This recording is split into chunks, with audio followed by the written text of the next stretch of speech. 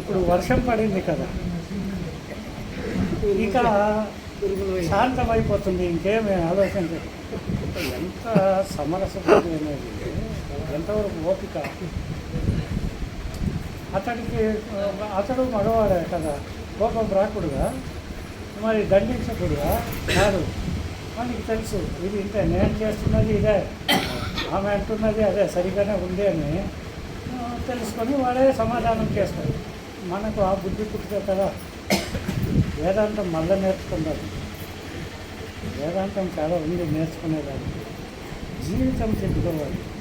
జీవితము తిద్దుకుంటే ఆ సామరస్య బుద్ధి అనేది వస్తే కార్యములందు సహజ ప్రవృత్తిని అంటారు.